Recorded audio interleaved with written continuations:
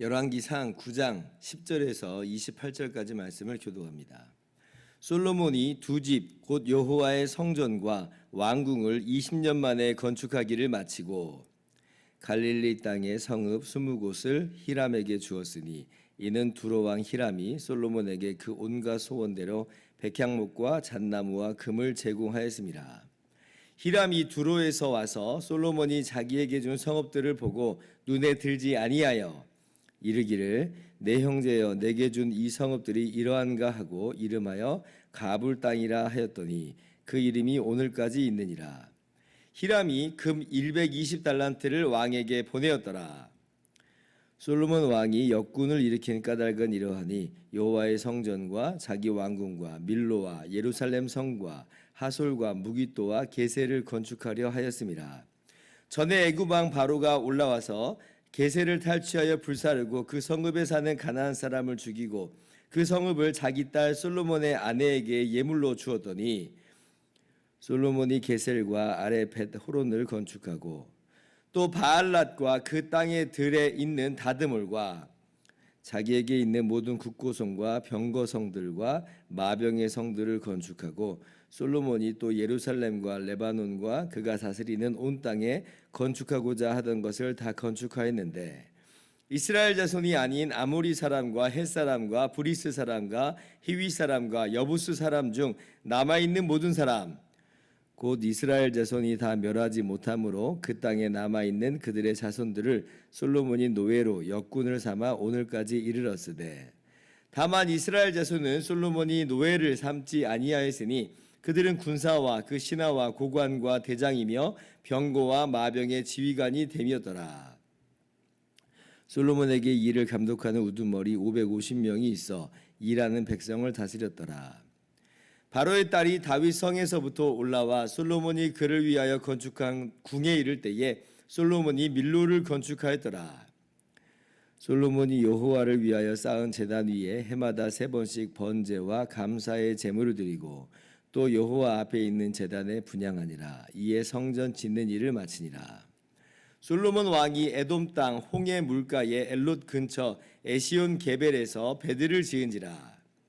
히람이 자기 종 곧 바다에 익숙한 사공들을 솔로몬의 종과 함께 그 배로 보내매 같이요. 그들이 오빌에 이르러 거기서 금 420달란트를 얻고 솔로몬 왕에게로 가져왔더라. 아멘. 할렐루야.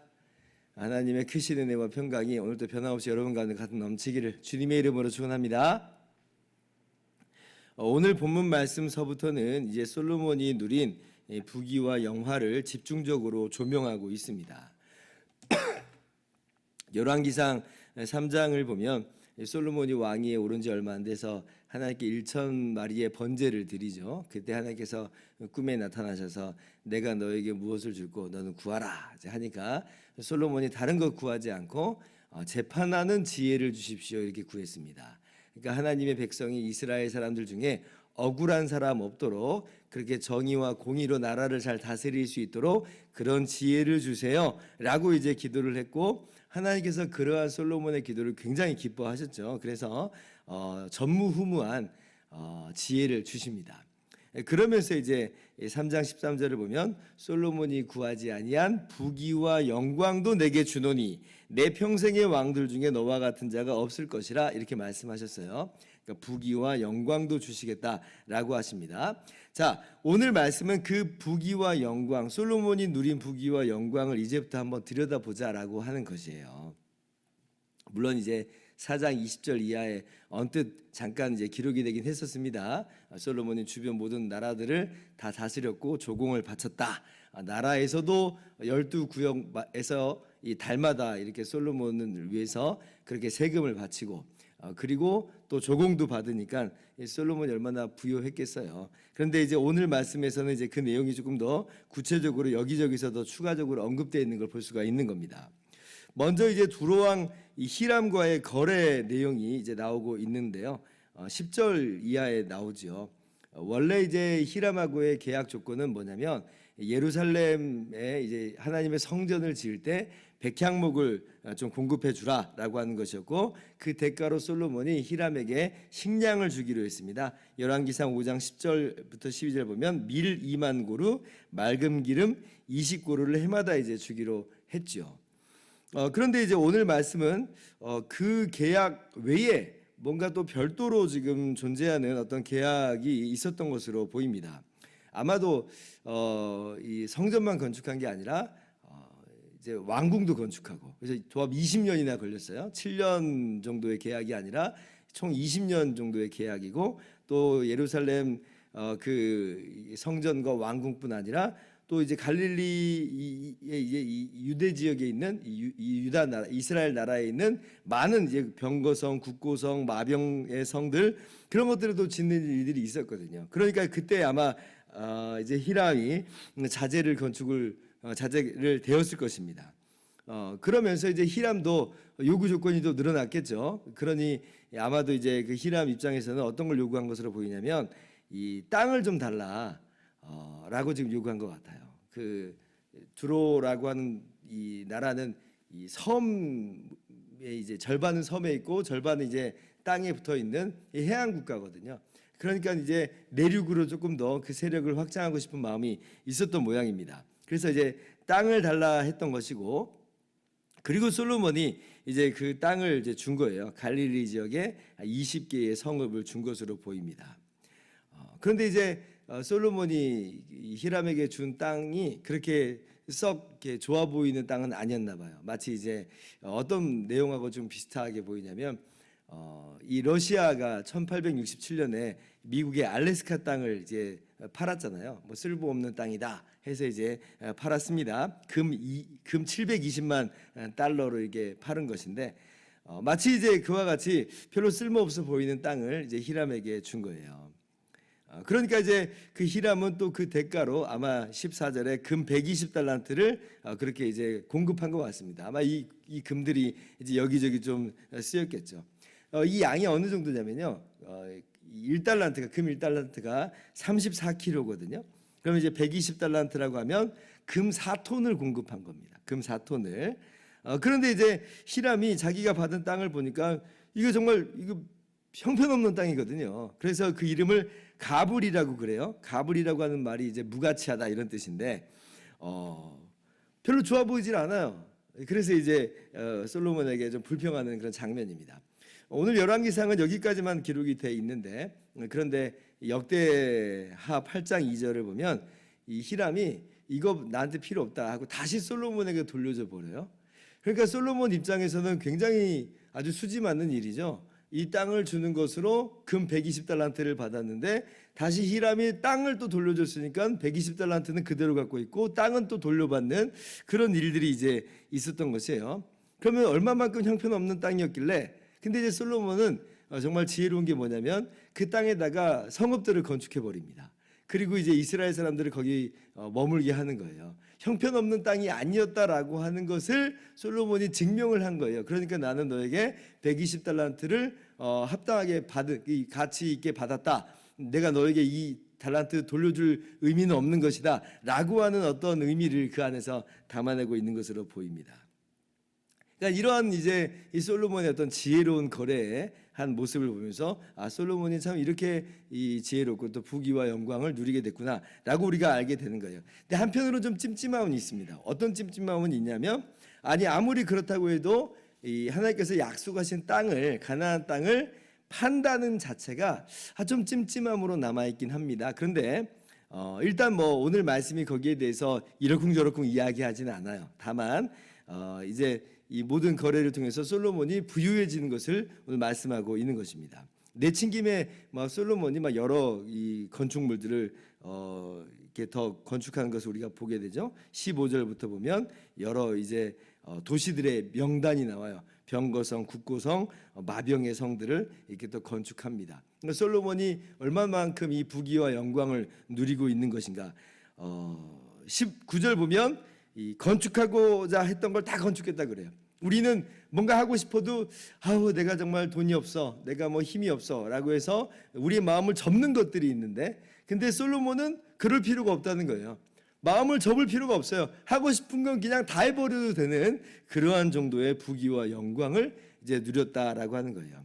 그런데 이제 이런 일들을 누군가는 또 해야 되잖아요. 누군가는 일을 해야 됩니다. 그냥 말만 한다고 해서 당장 이런 이 도시들이 건축되는 건 아니에요. 일꾼들을 부려야 돼요.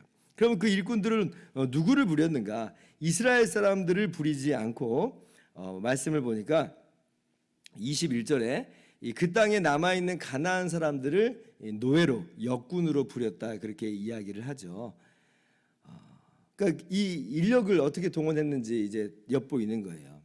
한편으로는 이제 어차피 원래 이제 이 가나안 사람들은 이스라엘이 진멸해야 되는 대상이었는데, 이렇게라도 해서 이제 목숨을 부지하는 것이 뭐 이렇게 나쁜 일만은 아닌 것처럼 보인다라고 말할 수 있지만, 그러나 또 한편으로는 어차피 지금까지 진멸하지 못한 상황이라고 한다면 이 사람들을 오히려 하나님의 백성으로 하나님을 믿는 사람들로서 탈바꿈시켜주고 변화시켜주는, 개종시켜주는 그런 일을 해야 되는 것 아니었을까라고 우리는 생각하는데, 근데 솔로몬은 노예로 부리는 것으로 이제 일을 진행을 합니다. 한편으로 또 찜찜함이 또 여기 좀 있어요.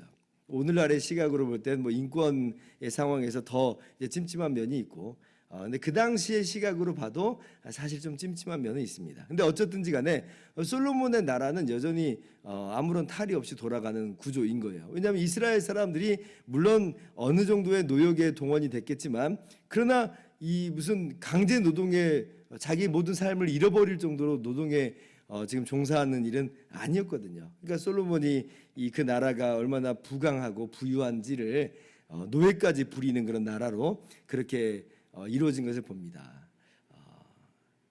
그리고 이제 이 솔로몬의 무역이 내용이 나와요. 26절 이하를 보면 이제 솔로몬이 이제 무역에 종사하는데 홍해 무역에 종사합니다. 오늘날 이제 수에즈 운하가 있잖아요. 지중해와 그리고 이제 인도양을 잇는 이 홍해의 수에즈를 이제 운하로 파가지고 양쪽에 물자가 왕래하게 하여서 이 수에즈 운하의 중요성이 오늘날 전 세계적으로 굉장히 이제 가치가 있죠.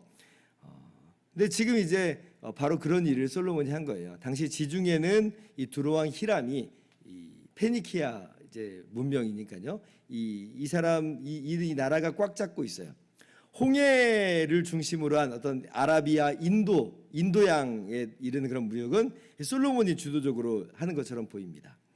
그래서 이제 거기서 많은 이제 중개 무역을 통해서 유익을 얻는 거예요. 그런데 이제 솔로몬이 이 통로를 쥐고 있으니까 쉽게 말하면 이 인도양 무역과 지중해 무역을 잇는 이 수에즈 운하까지 이 솔로몬이 지금 잡고 있는 것으로 보여요. 그래서 에시온 게벨에서 이 히람과 함께 이제 무역에 종사합니다. 수에즈 운하를 한마디로 지금 뭐 운영하고 있는 형태예요. 그래서 420 금 달란트를 또 얻게 됩니다. 그러니까 어마어마하죠. 아까 히람에게서 120 달란트를 얻었는데 또 여기서 420 달란트를 얻었다. 그러니까 솔로몬의 부귀와 영화가 얼마나 이제 대단했는지, 솔로몬의 지혜와 능력이라고 하는 게 얼마나 대단했는지를 오늘 말씀에서 이제 보는 것이에요.